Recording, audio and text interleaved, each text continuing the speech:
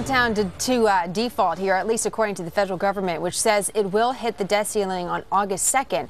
Now, we've heard from two senators this hour, but what about the House? That's where the plan really needs to originate.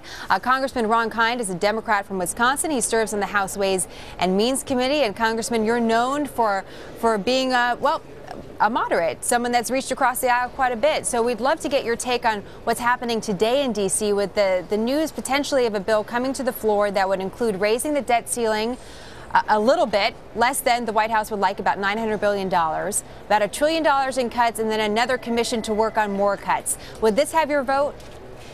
Well, Jenna, it's crucial that we cannot default as the United States of America on our obligations. What I would like to see is something that's long-term, something that's bipartisan, and something that's balanced. I think that's what ultimately is going to be required. We have divided government here, so we've got to lock arms and jump into the icy waters together. And we're going to find out in the next few days whether there's signs of intelligent life still existing here in the United States Congress, because the clock is ticking. Well, I hope so.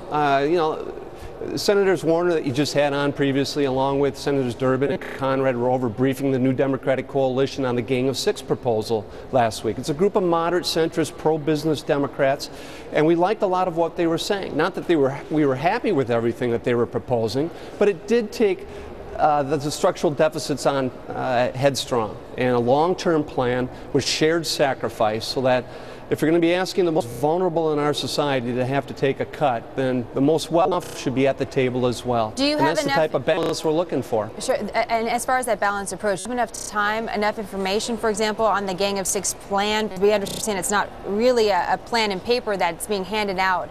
Do you have either of those to get passed through Congress before the deadline of August 2nd?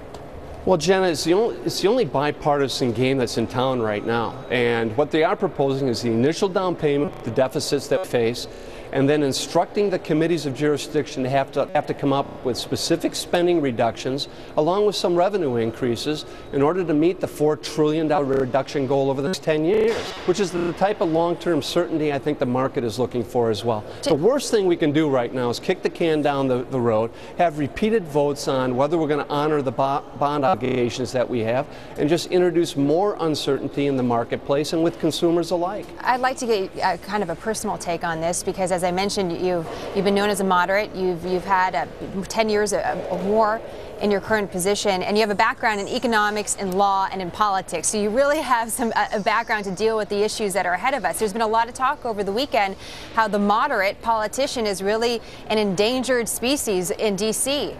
Do you think that's the case? Well, we need more of that, because it's in the center. It's finding common ground where we're going to get things accomplished, especially with divided government. And listen, it doesn't take rocket science to figure out where the deficit is going. You got to go where the big spending programs are. Rising healthcare costs is the largest and fastest growing area of spending, bar none. And that's why I've been an advocate of changing the way we pay for healthcare in this country, so it's based on the value and no longer the volume of care that's bankrupting us right now.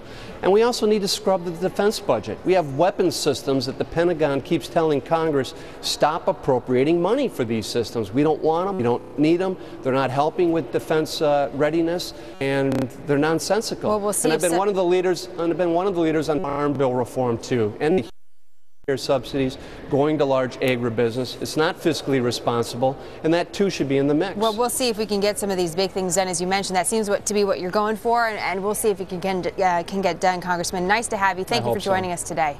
Thank you. We are awaiting